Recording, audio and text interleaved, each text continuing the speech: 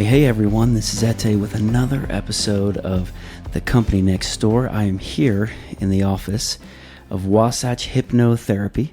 Did I get that right? Yes, you did. And I'm sitting with the owner, Audrey. Audrey, how are you? I'm really good. Thanks for having me, Ete. Thank you for actually, most people come to me. Thank you for letting me come to you.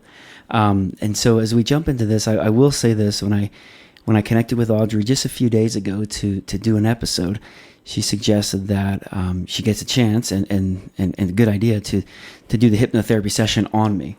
And so I just came out of that. So I'm very relaxed, and I'll tell you more about my experience in a bit. But my energy is just I feel great. I feel amazing. So I'm trying not to lose that good feeling that was there. So right on. Anyway, so here we are. We've actually just connected digitally, and then literally a few days ago, and we're here sitting down together. And again, I had some work done, and it just was an amazing experience. And so I really am excited for a couple of reasons. One is, a lot of people think, and up until about an hour ago, I had different understanding of what hypnotherapy was. And there's just this perception of it out there. So we're going to talk about that and maybe myth bust a little bit of what it is she really does. Also, I picked up during our conversation that she was originally in science and as a scientist in some form, and I don't know yet. We'll talk about that, but now here she is, and so this is going to be fun. But what I'd like to do, Audrey, start back a little bit. Tell us about where you came from originally. Are you from Utah? My parents are. Okay. I was born in Washington State. Okay. So after college, I lived in the Midwest for a very long time, and the mountains and beauty were just calling me back to the West. So I've moved to Utah a few years ago now. Okay. I love it. And did you come to Heber first, or where did you go? Well, I came to Midway, actually. Okay. My office is in Heber, and I live in Midway. Okay. And I knew about Midway because my mom wanted to move here 15 years ago to be a ski bum. Yep. It didn't quite happen, so she says I'm living out her life vicariously. So that's how I knew about Midway. And so you were in Washington. Are your parents still there? My family? dad has passed on, Okay. and my mother is still there. Okay. Mm-hmm. And what was it like growing up? What was the family dynamic in your house? I ask this because sometimes I see common threads amongst entrepreneurial types. So tell us a little bit about, your siblings, or what was happening in your home at the time. What did your parents do for income, and what was the energy like overall? Yeah, so I'm from a fairly large family. I'm the last of 5. Okay. So I'm the baby, as I still get called. And my father was a mechanical engineer for a living and loved his work. And that always stuck with me. It never was work for him, is what he would say. Loved it. Okay. So I love that background. My father was a very deep man and a quiet man.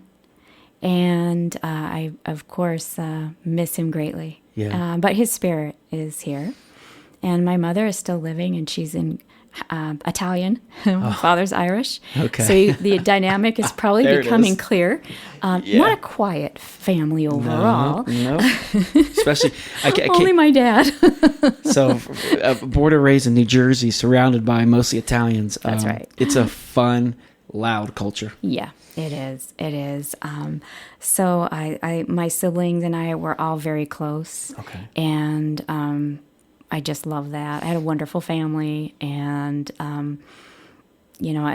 my mom is a very strong person, and still in the family home, and still taking care of her beautiful yard. And I've learned a lot from her too. I feel like I shared with you a little bit, Ete, that I have a market research background as well as a science background. So I've had a circuitous route to hypnotherapy. But my mom is a natural storyteller, and people naturally are drawn to her. So I feel like I've learned a lot of my skills in story elicitation and sitting with people and listening their stories from mom. And yeah. So you mentioned your father. You said he was a quiet man, but you said he was a deep man. Mm-hmm. What do you mean by that? Because I can see a lot of times we dig into the parents and we can understand who you are a little more. Yeah. What did you mean by that? So I found out as a young adult that my father was in studying a lot of the things that I ended up studying. I studied NLP, neuro-linguistic programming. Okay. After my background in science is as a food scientist, and I have a master's in environmental science and engineering. And so I am very grounded and pragmatic in my approach in most things, but also creativity and intuition I appreciate. And I learned, my father shared a bit, that he actually practiced a kind of telepathy in his engineering. I know it was quite a surprise to me as well. They had a very complex engineering project, and he and another gentleman were unable to be physically in the same location to discuss the blueprints. He was an HVAC engineer, heating, ventilation, and air control. And they had a project that was extremely complex, and they were communicating just through their minds. It just, I think, kind of naturally happened that there would be a problem, and they would share solutions that way, even blueprints in their mind. Wow. Now, he emphasized to me that that blueprint and all the variables had to be very clear in your mind in order for your mind to find the problem. And I remember now, I think this came up, this story, because I was struggling in mathematics. And he said, try before you go to sleep at night to put all the variables and the equation and the problem on a white screen. And in the morning, you may have the solution. And I can't recall exactly what happened, but I remember that it did get solved. Wow. I was able to see a clear way toward a solution. And that's what he was doing That's with his partner. It really paints an interesting picture. Because on one side, this engineering type, but so when you found that out, were you just like, whoa. Blew me away. Yeah. I had no idea. Were you open to it at the time when I Yes, told you? Very much so. I was quite young still, but maybe junior high or going into high school. And I remembered much later when I started studying NLP in the late 90s, which is really a communications program. We learn how people map their world internally and how they interpret the world so that we can better build rapport with them and meet them where they're at. And one of the skills is understanding how people's reality is mapped out in their mind and being able to match that. So there's a lot of interesting skills that seem to overlap with some of the things my dad was naturally doing. And I actually found, and he allowed me to have it, and it's very precious to me, a manual he used as a young man getting into sales. And I think it's called The Whole Man. And boy, was it ahead of its time. And it had a lot of the same principles that we now find in CBT, cognitive behavioral therapy, NLP, visualizing, imagery, mirroring, where active listening might be the more common term. Active listening. He was learning all those things in this manual that he was given by his engineering firm. And this is a while ago 50s. before. Yeah, this is like late 50s, early 60s. I correct myself. I think around the 60s. That's amazing. It's amazing. I have not found who published it. But it was way ahead of its time. And it's those little pieces as you go through life, you think, wow, this is all part of the picture. Yeah. That's what I was going to ask. I mean, it seems like what your father was working and practicing, it really in some way opened the door to where you are today. Yes. In some way, maybe? Oh, yes, absolutely. Yes. And my mom's ability to people will walk up to my mother and tell her their stories. Yeah. Unsolicited by her. and she's a great storyteller. And so I think it all kind of makes sense. That's interesting. So then you're in Washington. Did you go to the university for any college or anything? I did. I went to community college, and I'm a big advocate of that, especially now with the price of tuition. Absolutely. It was financially, the best. It's such a to go in that type of debt that you have to spend the next 30 years to. That's right. To work off. I agree. That's right. And it was the best, I would say the best education I ever had in terms of formal college training, small classes, instructors that weren't distracted by research. But the University of Washington was also wonderful, and that's where I went after community college. I went to Shoreline Community College, wonderful college, and then University of Washington. And what were you studying at that point? That was food science and technology, And so bachelor's. what were you hoping to do with that? I loved product development. I actually didn't work in product development, but I loved microbiology too. And I ended up working in a food and environmental testing lab after college, and then a biochemistry lab. In Washington? I actually moved to Oregon. Okay. Yeah. Yeah, there's a couple labs up there that I'm aware of too, on the soil side in my lawn care company. Oh, right. Yeah, there's That's a couple right. good ones up there. Yeah. So you were doing that. Was it?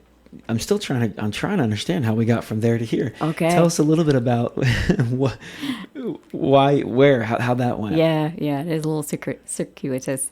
I love being in the lab. I love applied. I love the bench work. Okay. And but I always knew that I wanted my own business. I knew then. I didn't know what it would be. So, always, meaning even as a kid, or more in high school age, or Post college. Post college, you just had a feeling I did. even though your parents weren't in their own businesses. No, my parents were not entrepreneurs. Were there people in your lives who were in your circle No, of friends? Okay. except for one of my sisters, and she's an engineer, Okay. ceramic engineer, and started consulting. And I want that. That's what just went through my mind. It just fit. She is self-driven like I am, and manages her own schedule. She's super smart. She's super creative. She's got the left brain and right brain. Gotcha. So she's got the engineering brain and also the creative brain. She's quite a combination. And she's been consulting as long as, longer than I have. She started several years. She's about 3 years older than I am. That model is what I wanted. I'm working in a lab at the time, and I'm thinking, I can't open a lab in my basement. It's not practical to do this kind of research, and I'm not sure I want to do that as a business, but I know I want to be an independent consultant like her. And she was my model, and I still learn from her. She was my model of the business model. Yeah. Finding the right way took me I guess I'm a late bloomer. Okay. It took me a while. I worked in an environmental remediation firm. Wow. Environmental consulting firm out of California, and I had moved to the Midwest, and the headquarters were in California, and it was a wonderful firm and experience. And then I got into marketing, and then I got into advertising and copywriting. How was that? How was marketing and advertising for you? Really good, because I liked being able to tell the stories. Yeah. So marketing and advertising, as you know, are all about stories. And I really got into the business side and the marketing side, and I actually went to an ad agency. And then that was around the time, I'm a little older than you, Eke. This was around the time where the dot-com boom was coming. Sure, that I know. Websites. I've read enough books. That was my first freelance career, as I left the ad agency as a copywriter. Okay. I was a copywriter there, and started my own WebWrite consulting in 2000. Which morphed into market research, consumer insights, branding and innovation, and became storied research. Wow. And that is how I got into NLP. Now, NLP uses hypnotic language patterns. NLP is based in part on the work of Milton Erickson, considered the pioneer in medical hypnosis. Okay. This opened up my world. I loved it. I love language, I love writing, and I love hypnotic language patterns, which are a way of framing a sentence, which is how we use today in my practice, how we write affirmations, those positive healing statements that we saturate our mind with to achieve our goal. That's where it all started for me. Wow. And it was always in my mind that I wanted to do some kind of deeper work with hypnosis. And that, you had that thought in your mind for years as well? So yes. You knew you wanted to be an entrepreneur, a business owner, but you also knew at some point you wanted to work with hypnosis. Yes. Okay, interesting. Yes. Okay. I didn't know about hypnotherapy as far as how I know about it today. Sure. But I loved, and I use the hypnotic language patterns in my market research work. So I've been doing this kind of thing, feels very natural for me, for close to 20 years. And then health crisis in around 2015 finally got diagnosed. Not life-threatening, Just one of those quality of life, pain and things like that. And I speak a lot about that, so I'll maybe save that for another time. But anyway, going through pain and getting help from all my resources, from traditional to complementary to holistic, I used everything I could. Yeah, just the whole approach. I used the whole approach. Not hypnotherapy at the time. I wasn't involved yet. And that was really a bit of a missing link, as I had wonderful help from therapists, physical therapists, traditional medicine, acupuncture, Oriental medicine, all was very helpful to me. The missing thing was dealing with the emotional distress that goes with pain. Sure. And can exacerbate and increase pain. Okay. The worry about when the next flare, is what they're called, with what I had would come, was causing more distress than the actual pain. Just anxiety and just stress. Yeah, I don't want to go here because this could happen. Okay. And I look pretty okay from the outside. It's invincible. Yeah. No one can tell. It's kind of an internal pain. Which can be, those are sometimes the hardest. Yeah. And so it's a pelvic pain related issue. Can't see it. But I thought my work was threatened. How can I get on a plane when I'm in pain? Yeah. It's invisible. No one can see it. How do I explain it? Do I have to explain it?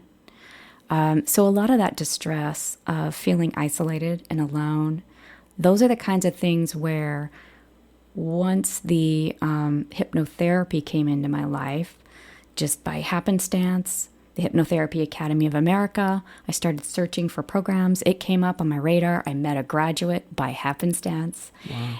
I say happenstance, and I don't mean it anymore. It's more the superconscious at work, I think, to meet her.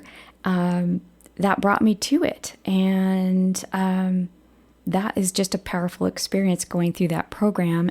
Day 2 of school, I have a flare. So all my anxiety, all my stress, am I going to be able to complete the school program I've waited my whole life for? Yeah.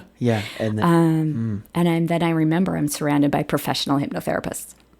And so I start sessions, day 2 of school. And first time for me. First time for me Wow. to be hypnotized and gone into that, which is hypnotize is just therapeutic relaxation. It's just a mind-body state that we all experience twice a day, in the morning and in evening. I sign up for sessions and have my first session, and I'm still in pain. I'm still in a flare. I'm going to the emergency to get the medications I know I need, because this is old routine for me. And that's all fine. I need that, and I appreciate it. But after day 1, my emotions calmed down. The pain lessened. Nausea and all the other fun things that go with it lessened. And I was able to get myself much more quickly into a calm state, and it helped calm everything down. And that was session 1. I did 6 or 7. That's cool. So you're in school training. I'm in school training. And you're also a patient or client. I'm also a patient or client. So you're getting it. I mean, this is a real deal experience. Real deal. And obviously it worked. It has. And it convinced you. Yes. And was very effective, very fast. And I like things that work fairly quickly. Yeah. And I appreciated that it was fairly quickly. I had to get back to school. I mean, it was an intense program. Yeah. It's 10 weeks of an intense in-person classroom with study until 11, 12 at night. Wow. For me, weekends with study teams. I didn't want to miss a beat. This is precious time. Sure. And so for me to be able to get back into action and feel good so quickly was revelatory. Wow. It makes me a better hypnotherapist. Yeah, absolutely. Because I've been there. Yeah, you can speak with conviction, with power, because you've experienced it. Yeah, and I'm just your normal, average garden variety person.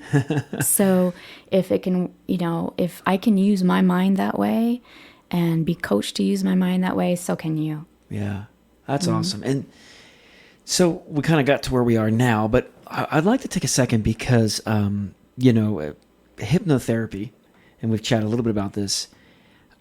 First of all, let's talk a little bit about what it is, because as we were kind of setting up for the interview, we realized this is one thing we're going to have to educate a little bit on, because people have this perception from Hollywood, from wherever, and I always had some of it too, was that this is just some crazy putting people under a trance spell, hold the clock out. You're getting sleepy, and people think that rather than a powerful tool that could actually decrease your pain, help you sleep, help you relieve stress, tap into your subconscious, which I've literally just learned. I'm speaking from experience now because I've been hypnotized just an hour ago. My experience was really amazing. It was really different. And I could feel, she'd say, we're going deeper. I just felt, I don't know how to explain it, but a heaviness. And I could just feel my body just let go. And anyway, so let's talk about that, because I think a lot of people, and hopefully that are listening here locally, they may be going, how does this help me? Where's the benefit for me? This kind of out there process. Mm-hmm. And I have learned the opposite. So let's talk can you talk a little bit to us about that? Yes. And how it fits into healthcare, to all that. That's right. Yes. So Hollywood co-opted the word and the practice of a hypnotist as far as a comedy routine and a stage act. And Sure. has nothing to do with what I do. It's same word, hypnotist. Yeah. You can use the same word. Hypnos is the god of sleep. Okay. It's the Greek word, hypnos. That's where it comes from. And it sure makes for a fun or entertaining movie. It just happens to have nothing to do with true hypnotherapy. It's a stage act. And when people are made to do silly things in the audience, they're usually pre-picked beforehand, so they've already agreed to do that. Or there's some part of them that enjoys being on the stage and the attention, so they're willing to be silly. Yeah. So it's not real. It's an act. And people that say, oh, you made me do something, or I don't remember anything after hypnotherapy, that's not true. It's false. Okay. You remember everything. You're in a heightened state of focus. So we think about this. I can help people to control their pain. And in a session, we could even turn the pain up. As funny as that sounds, but it proves to people, if you can turn it up, you could turn it down. That's more control, not less. Yeah. So you are always under control. We work collaboratively. You are always in charge. All affirmations, all imagery are approved by you before you hear them delivered by me, and before I would do a custom audio recording for you. Everything's approved. So you know what you're going to hear. You're always in complete control. Wow. Yeah, it's a myth. How does that work, though? I mean, so if someone comes in and say, I know you like to specialize in pain, right? I do. So, yes. And I had friends that have, I've seen things, specialize in smoking, weight loss. I do that as well. And again, from the outside, people think these are gimmicky. I feel like if we could call this anything else, if we called it brain therapy or relaxation or whatever, pain that stigma will be dead, but it is what it is. We're stuck with the I'm working imagery. on it. Yeah, it's a shift. But what's the science? I mean, how does that even work? If I come in, hey, I just hurt my back. How could you help me? Yeah, right. So I'm glad you brought up the science, because that's important to me, and why I chose my program, the Hypnotherapy Academy of America in Albuquerque, New Mexico. They were the only program I found that had a clinical trial going on. Okay. And that's what the field needs more of, is clinical trials. Yeah. So their clinical trial was on overactive bladder, and coming from pelvic issues, that was on my radar. Yeah. And I didn't suffer from that, but I can relate.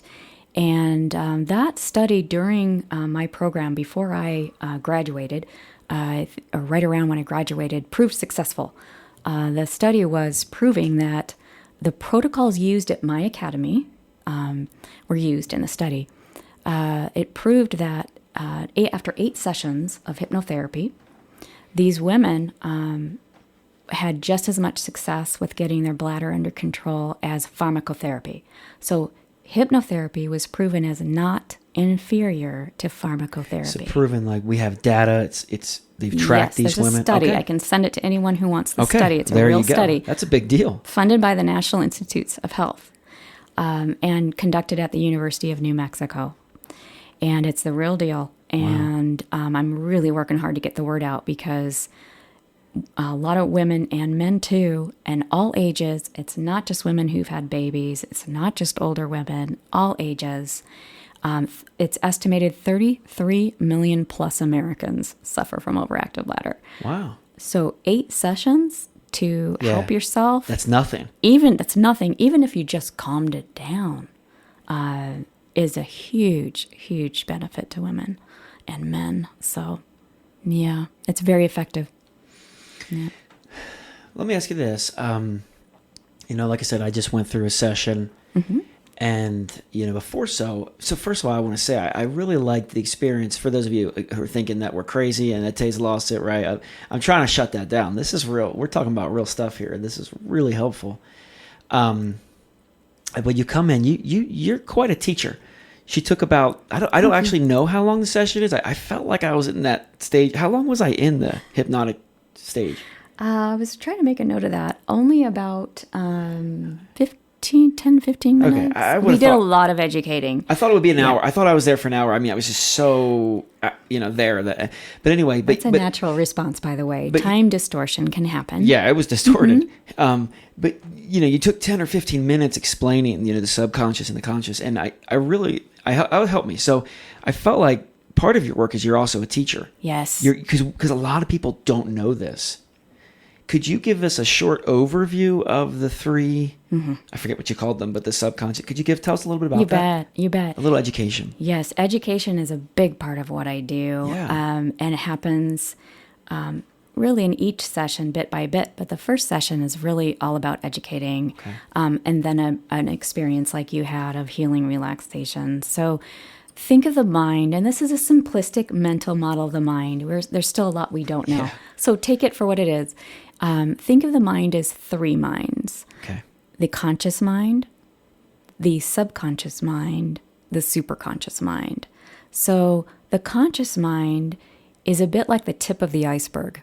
So picture an iceberg in your mind, and what you can see at the top is the conscious mind. Now, we need that for reason and analysis, and it's how we take in all the 5 senses. It's useful. We do our taxes. We use our conscious mind. We decide A or B. We make logical decisions and analytical decisions with our conscious mind. However, when you're in that relaxed therapeutic state of hypnosis, you are relaxing the conscious mind. That's a time to set it aside. Why? Because we want to speak to the subconscious. So hypnosis is really a re-education of the wiring, if you will. And we want to speak to the subconscious mind and saturate it with positive healing ideas around your goal, which we establish in session 1. Very concrete, clear goal. Okay. And then we develop affirmations and protocols and imagery. Think of it as fertilizing a garden. Yeah. I know that you're involved in Yep, I know a lot about that. Yeah. Mm-hmm.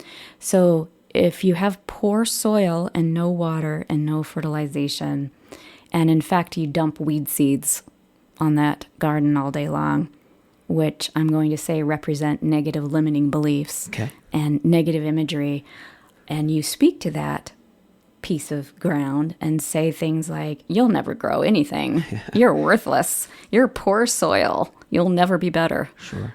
That's your subconscious is literal. It will believe everything you tell it, good or bad. So what we want to do is fertilize and water and nurture a garden so it grows. That's your subconscious mind. Your subconscious mind is where your creativity, imagination, and beliefs live. Those beliefs may have been instilled in you since childhood by a parent or an authority figure that, gosh, you sure got the looks in the family, but not the brains. That's a common one. Yeah, absolutely. There's a lot of that. And that can carry and become unuseful. Perhaps the parent was just trying to protect you at the time or say something to help you feel better about a poor school grade, but you might take that into adulthood where it's not so useful. Now, not all of these negative limiting beliefs are from childhood, a lot of them, but not all. We develop them just as good ourselves, right? So when we speak to the subconscious mind, that's our opportunity to saturate it with positive healing affirmations, positive beliefs, positive imagery. So we're in Utah, surrounded by professional athletes, Olympians. Yeah. They've been using this for decades. Huh. This is visualization and visualizing their perfect run down the ski slope When I meet them, they're saying, oh, I've been doing that for years. Yep. So they are visualizing their perfect run in very clear detail, how much weight is on the left foot and how that turn will feel and what they'll smell around them and what they'll feel around them and sense around them. And they do that. And then when they get on the slope, their performance is much better.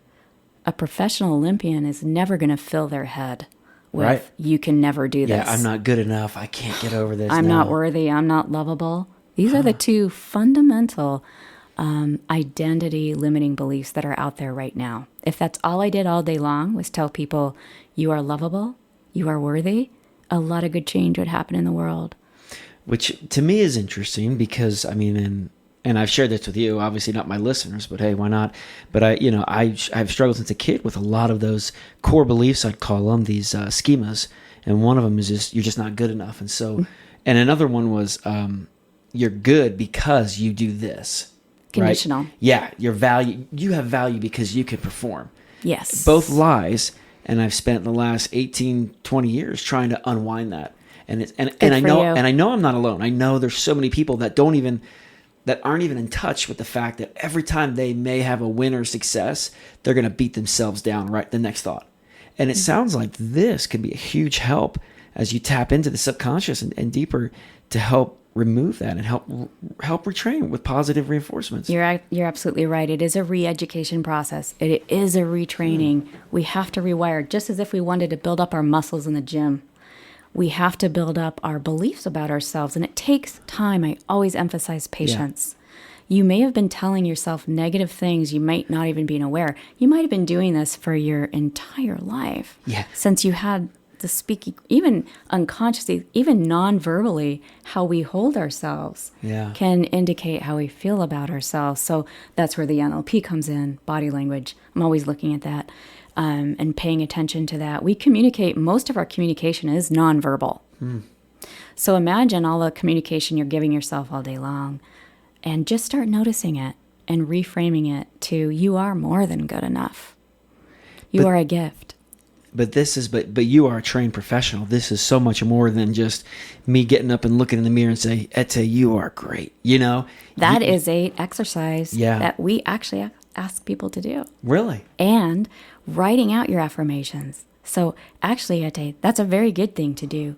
A wonderful thing to do because you're looking at yourself. So it goes into the body and mind and reaches the subconscious. But when you write out your affirmations, I am good enough, I am more than good enough, we would craft those together so they're just right for your subconscious mind. Writing them out, handwriting, no computers allowed. Handwriting is a mind-body technique, and your subconscious loves your own handwriting. Plus writing it, that body memory, we're rewiring, remember? Yeah. It seems like a little thing, but just do it. Wow. And it really works. And about, theories say and experience says, around 28 to 90 days to create a new habit and a new thinking pattern. But when you have those new thinking patterns, things will start manifesting. It's not just magical thinking. We program action steps too. Yeah. So what can you do to support this commitment to seeing yourself as a valuable person? What can you do every day to reinforce that? Well, I can pay attention to my business and organize my day better, or whatever it is for you, or exercise more, or whatever it is, or eat healthier, just to support that goal you have of seeing yourself as worthy. Wow. So it's not magic, it takes work. Yeah. And it's really in between the sessions, that self-care that is so important. And I have a lot of tools and self-care tips and strategies, homework, if you will, to do between session to reinforce it. But writing your affirmations and posting them, speaking to yourself in the mirror, beautiful. That could play into this. So, honestly, it seems like something that everybody could benefit from. I mean, I did one session, and I'm looking forward to doing more, and yet so few have. Right? I mean, I'm sure. I don't mean to downplay the industry. I just mean I don't know many people who have been in a state of hypnosis by a professional. And so I would love to see that change, that shift, and people, tapping into this more, using this in the way it's meant to be. Yeah. When did you open this practice? We're in a brand new building that was just built in the spring of 2018. Okay. So being in a physical location here, 2018, I offer remote. So I had a home office Gotcha. remote. Yeah. It's been a couple years you've been out on your own. How, on the business side, how has that been for you? Because, following your career, through the food and the marketing, all these things, and now you're here. You didn't go to school to be a business person. No. And that's a whole side of the thing that's very difficult. It is. That's a challenge, and I'm learning every day. But I always enjoy having my own business and my own creative control over what I want to do and where I want to specialize. And so that means a lot to me. And I'm in this to help people manage pain. And when I say that, I'm not just talking physical pain. Yes, I have strategies for that, and I have special training for that. But emotional pain hurts. Yeah. And hurts physically. So managing that, I want to help people the way I was helped. Sure. I got helped through a condition, and I've been flare-free a little over a year and a half now. That's awesome. Since that second day in school, almost 2 years this November. And that is a record for me. And it's huge. It's huge. And it's life-changing. It's life-changing and empowering. And when people learn that I'm not doing anything to them, they're learning to use their own mind. It's a life skill, and you're on your way. For the rest of your life, you have the skill. Wow. It's empowering. I'm empowering people to be advocates in their own health. And that's what we need right now. Agree 100%. More than I think, ever. my opinion of the way we handle our pain and so much of it could be done with things like this, things like therapy, things like creating and being creative and being positive. There's so much power, and eating well, right? Eating well. These are the core things, but we just, people write them off because we want to take pills or whatnot. And there's a place for that too. There's a place for that. Yeah. So there's soothing and solving. Yeah. And soothing is very helpful. Heating pads, ointments. There's a lot of CBD oil use right now. Sure. Pharmacotherapy, medications, antibiotics, whatever it is that you may need. And I'm complimentary to that. I'm not judging any of that. Gotcha. I'm not working against any of that. I'm a scientist. We have vaccines. And I think with COVID going on, people really realize the important place that a vaccine can play. Modern science has done amazing things for us. Absolutely. I love it. I'm not dead at 32. Yeah. Which used to be the life. Yeah. It's we're living longer. We live well. We live well. It's not all medication for sure. It's a healthy lifestyle.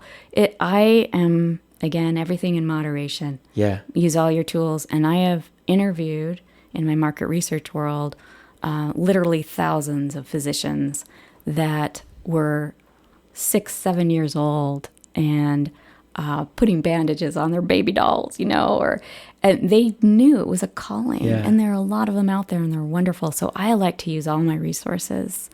I think that's really, really important. And before COVID, really the opioid crisis was really what was in the news a lot. And especially here, it's really bad. I know, I've heard that when I moved here. So especially that, teaching someone another option for pain control, that's huge. Now that's back to soothing and solving. I would put hypnotherapy, this is my opinion, in the solving camp. Also soothing, but we're looking for solutions, life skills. So ointments and things like that, soothing, maybe solving. I don't know, I'm not an expert in ointments, but that's kind of how I think of them. So it's just kind of my personal opinion. But I'm just really resonating lately and doing a lot of reflection on soothing and solving. And I'm a solver. I kind of tend toward, I want a solution. Yeah. I don't like to linger in problem state. I like to find solutions. And hypnotherapy for me is a solution-oriented practice. So I don't need you to come back to me for years and years and years. Which I'm not going to, people aren't going to complain about that. Yeah, they're not going to complain about that. The point is to empower so that you're an advocate and you're able to be your own hypnotherapist. So walk me through what it's like. I guess if I was a potential or looking and I'm hearing this and I'm going, wow, this actually could fit for me. Yeah. What kinds of things have you helped with? What kinds of things can you help with? And can you give me a rough, like, how long does it take? And Sure. Set some expectations for me. Sure, absolutely. So anything to do with pain or ailments, I'm not a medical doctor. I'm not a mental health provider.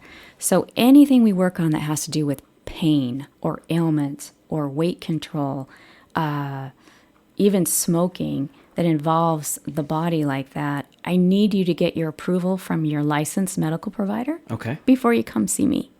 And that's just for safety. I wouldn't want to see someone for fatigue and find out they have a thyroid issue, for example. Gotcha. It's for safety.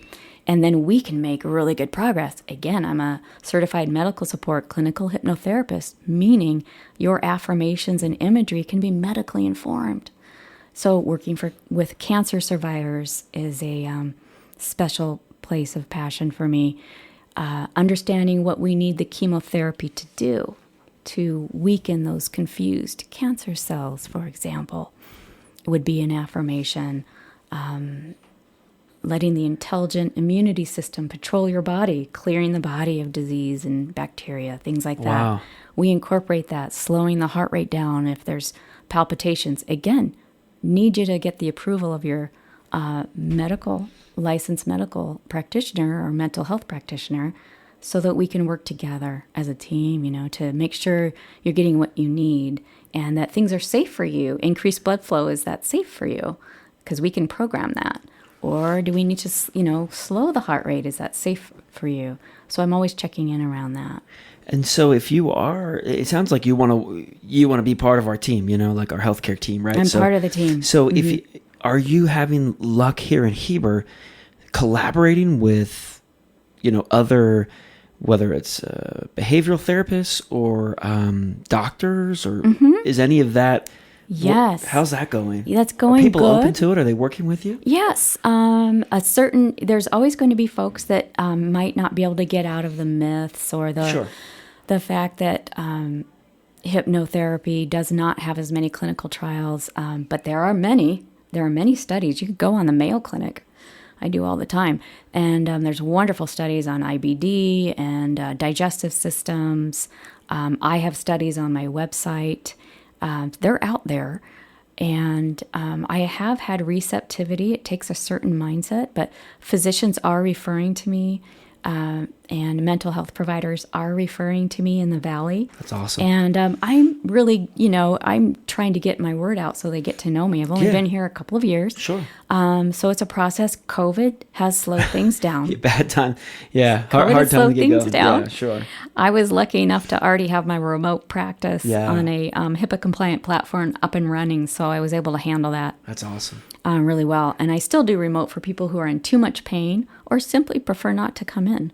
Wow. And I can do remote for many residents of the United States. Not all. There's some regulations that don't allow that, and that's fine. But yes, I have found a open and receptivity here, and it's wonderful. What is your website? It is wasatchhypnotherapy.com. Wasatch. Okay, cool. I want to put that in the show notes just in case there are other people in the healthcare that would be interested in in building that connection out, because I think I believe it. I think it's a powerful tool. Mm-hmm. Let me ask you this. One thing we talked about as we started my session was, and I'd love you to explain this, is will this work for everyone? Talk about the mindset that you need to have. If I came in and I was like, I'm totally skeptical. My mom made me come in, or my wife made me come in, would it work? So this is some coaching I provide is whenever people say the word it, I ask them to substitute the word mind. And she already told me that, and I've done it. I just did it again. So that's on me. That's okay. It's natural. And I catch myself too. Yeah. So don't worry Will about that at all. Will the mind allow you to get there? Will the mind allow you? So let me ask you this. So if you go into the gym and you're meeting your coach, your fitness Yep. coach, and your fitness coach says, here's your routine, what you need to do. 30 Yeah. minutes on the elliptical, lift weights for 10, go. And you say no. Are you going to get anything out of the visit? Well, first of all, my trainer, Juliet, and Juliet, if you're listening, she's the best. She's from Manchester, England. Oh, nice.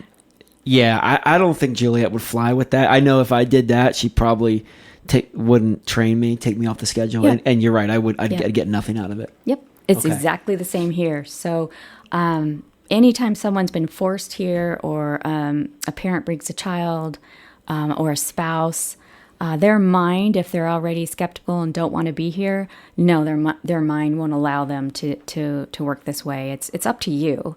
It's your mind. I'm just coaching you how to use your own mind. So if you decide you don't want to do something, then you won't do it.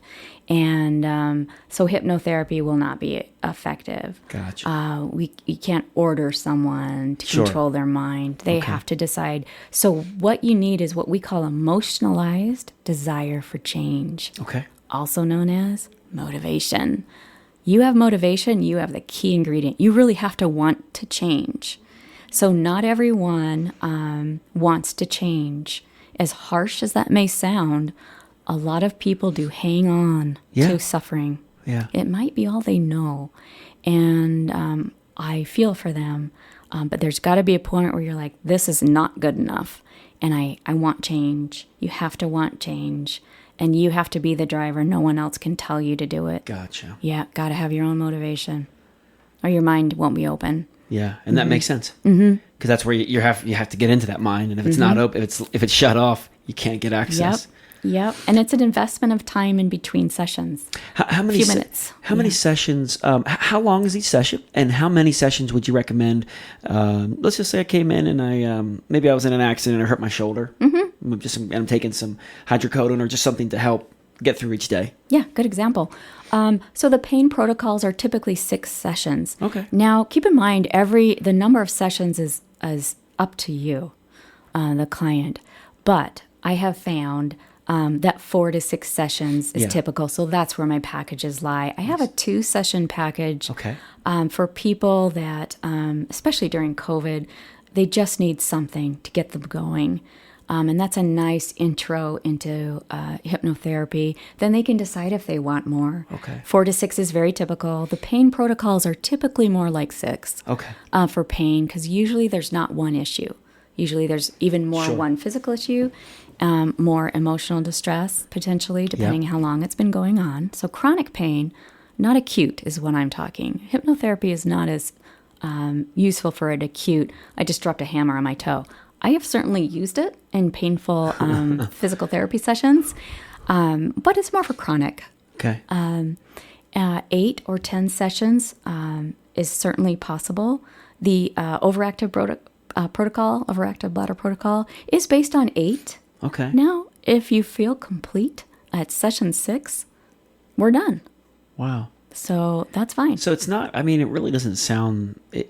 Look, here's the way I look at it. If I was in pain or if I needed this, and you're telling me maybe 4 to 6 sessions somewhere in there, it's not like you're asking for 7 months of, you know what I mean? No. On the financial end, it seems like it's worth a shot.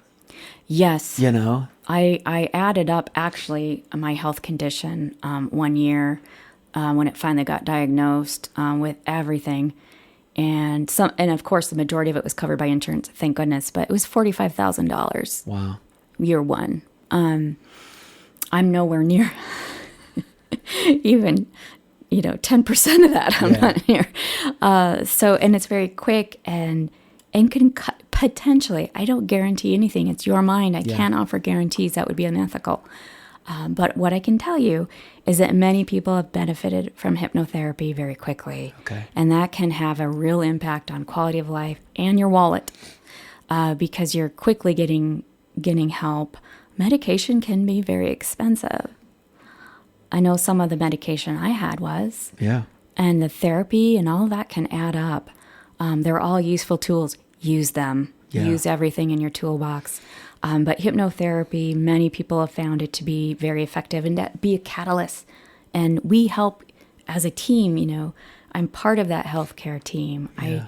I want to make whatever we can program the chemotherapy or the medications or the surgery of surgery protocols to work even better for you. So before surgery, people have anxiety. During surgery, even you're under anesthesia, you can listen to your audio tapes. Post-surgery, studies show people recover faster. Hospitals save money. People are out sooner.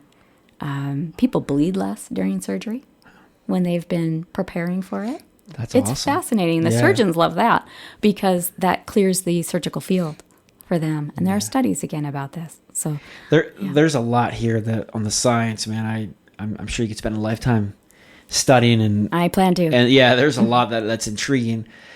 I got a question for you. So, is this, obviously your path has been kind of interesting, as far as here you are in this little town in Utah doing something, and you said, later in life, or not, at least not in your early 20s, right? Teens. Just, it seems random, but you also said, you didn't use I forget the word that you used. Anyway. Circuitous? Yeah, it's circuitous. Are you happy with what you're doing? Are you fulfilled? This is probably not the journey. Maybe it is that you saw when you were 18 years old. Mm-hmm. Yeah, I didn't see a journey. Yeah. In fact, I didn't want to go to college because I didn't know what I wanted to do. Yeah. And and that was my strategy to avoid facing that uncomfortable feeling. Because a lot of people around me knew what they wanted to do and what they would major in, and I just didn't. Yeah. I think I shared I was a little bit of a late bloomer in some ways, I think. And I had parents that made me go. And I was quite mad about that at the time. And I appreciate that now every single day. Yeah. Because they made me get out of my comfort zone. And it's a learning. It's not just about a degree you get and that you're going to do some job for the rest of your life. Yeah. It's the learning. And I appreciate my scientific background every day because it teaches you critical thinking. And that's been so valuable in life. Yeah. So I'm not a practicing food scientist. I'm not practicing in the environmental sciences anymore, but it all fits for me. It all kind of comes together. I get, especially when people come in for the weight management, I feel like I have a little bit more of a background of what's going on just from my nutritional. Yeah. I don't coach them with nutrition. I'm not licensed to do that. In the way you approach that situation. And I understand what healthy foods are and not, and I can point them in the right direction. And environmental, I'm very nature-oriented. Awesome. That is my spirit, is to be in nature, and that's what I love about Utah. And so really tapping into that is helpful too. The environmental sciences played into that.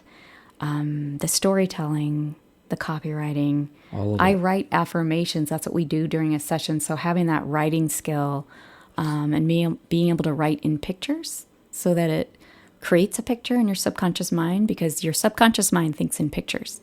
Okay. It sees. It doesn't talk. It sees the picture. And so being able to write affirmations that the subconscious mind will accept. So did you write the affirmations that were used in my session today? Today, these were a generalized relaxation protocol. Okay, gotcha. Just curious. Yeah. So I didn't write those. If we were to work on a specific goal for you, then we would work together to write them. Oh, okay. You would make sure that you like them. With my hands? No, you could if you wanted. You said that earlier. You'd have to write them out later. Once we approve them. Gotcha. And that's your homework. Yes, but all the affirmations are written collaboratively. So I'm really good at helping you craft them so your subconscious mind will accept them. But the words, like I am good enough, might just really resonate for someone else. For me, it doesn't. I need more than that. I need something like I trust myself and appreciate my inner wisdom or something like that. So they have to be very customized, specific to the person. Yeah, they're not cookie cutter. So, some of those words I've like, it doesn't really do much for me. Yeah, okay. That falls makes flat. sense. Yeah. And you don't want that. Yeah. You want something that just, and that's where I watch the body language too. People will light up, their face will flush when it's the right thing. And That's cool. you just know. know. Yeah. You just know. And what works for me may not work for you. And this is something I'm going to ask you to listen to twice a day for maybe 7 minutes in the morning, 5 to 7 minutes at night. Okay. Not a lot of time. But it has to be just right because it's going into your subconscious mind. Wow. So when it comes from you, it's just right. Gotcha. That makes sense. Mm-hmm. So what is your hope here? I mean, so now I'm going to switch just for a second and think more on the business side. I'm using my other side of the brain.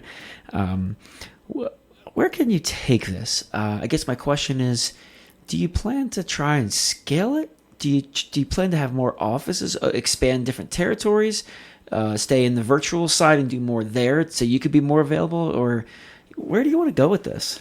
So that's a great question. I appreciate that. And I don't know all the answers yet. Yeah. But even in school, and this is well before COVID or anything like that, I had a strong pull toward groups. I have a strong pull toward remote because I feel like there's a lot of people out there that can be reached. And now, after COVID and seeing telemedicine, forced into it. Yeah. There's so many people that have been able to be reached by their doctors. If you can do open heart surgery using telemedicine, now what I mean by that is an expert physician is on the line guiding someone in rural America that is 3 hours from a hospital or an expert. You can certainly do hypnotherapy, and people do very successfully. And I have as well. And I believe that's a way I can help more people. But I am drawn to groups. Now, all of that shut down with COVID. Sure. I had planned to do a lot of community groups this year. So we'll see how that comes back. Yeah. Yeah. Yeah. I guess I was thinking in my mind because it's, if you had expanded the practice and had more people, well, obviously they have to get qualified and schooling, and so it's not that simple. Yeah, I might in future want to scale because there's many times I wished I had another hypnotherapist in the Valley here with my similar training. Yeah, that we could work together and reach more people, and maybe even develop different niches or areas that we focus on. So right now I'm doing a lot in stress reduction, as you can imagine. Yeah. Which when we are in stress, we activate that fight or flight. Right. And in that stress state, you exacerbate pain. Pain perception goes up. So it's still related to pain control. So by getting into activating the parasympathetic and getting into that relaxed state, people can control pain and reduce stress. But and that's where I've really kind of wished I had a partner because there's so much of it going on, and we could conduct groups together and things like that. So I may potentially scale. Are there other hypnotherapists in the Park City or in Summit County or Wasatch County? Or? I'm not aware of any from my program. Okay. I think there are a couple. I think in the area. Yeah. Okay. I am not working with them, so I can't speak too well to their practice and what they do. Yeah. So overall, so it sounds like it's newer in business, last couple of years. Yeah. And it sounds like it's going well. Obviously, we had the COVID, but we're thinking outside the box. You're doing a lot more digitally. Yes. It sounds like you're in the right place, and the Valley, the Heber Valley, has treated you pretty well so far. Yes, it has. It really has. It's a special place. Yeah. I really love it, and what I really love too is the energy here, and we're growing. Yeah. So I'm going to be very patient working through that as a new business with this COVID situation. I think it will take more time and patience. So I'm working on that. But yeah, I think there's just a lot of good energy and a lot of growth coming here. Cool. Mm-hmm. Let me ask you this. My fun question at the end I ask everyone. What are you doing for fun? Like if it's a nice Saturday, you don't have to work, you're not thinking about this or clients, where do you, you mentioned nature, you mentioned some different things. Yes. What are you doing? Where are we going to find you? Okay. So you'll find me on the trails. Biking, hiking, or? Hiking a lot with our dog, my husband and my bulldog, Bella, who is eventually going to be an employee of mine. She's in training with Rocky Mountain Therapy Dogs. Oh, that's and cool. That's a new business too. In the Valley with Amy Francis. And I really appreciate Amy Francis and what she's done because we love our dog, but this is a way for us to train her as well and eventually have her be a therapy dog. People can open up and be even more receptive with an animal. So she's all part of the picture here, but for fun, we love to be with our dog out hiking. Awesome. And we do that, a lot of that, so... Awesome. Fun. Yeah. And I love cross-country skiing. I love snow. Oh yeah. Yeah. See, I love snow. That's Yeah. right. You mentioned your mom wanted to come here 15 years ago to be a snowball. She was a downhiller, and but I love the cross-country skiing. Yeah. And when it snows, I just love it. It is fun when it's every day you wake up and there's just fresh powder. I love it.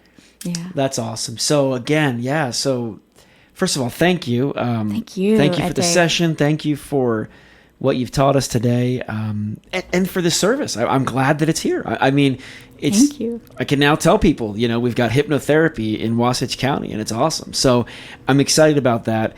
But yeah, we're going to put a link to the site. So if you have any questions, you can reach her there. She has different packages.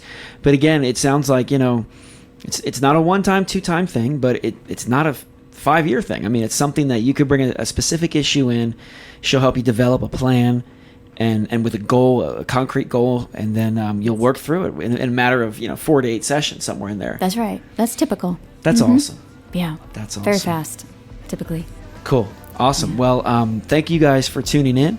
Again, if you have any questions about Audrey or what she's doing, go to her website or give her a call. She's a good teacher. There's a lot of knowledge she has there. And we will see you on the next episode. Thank you, Ade.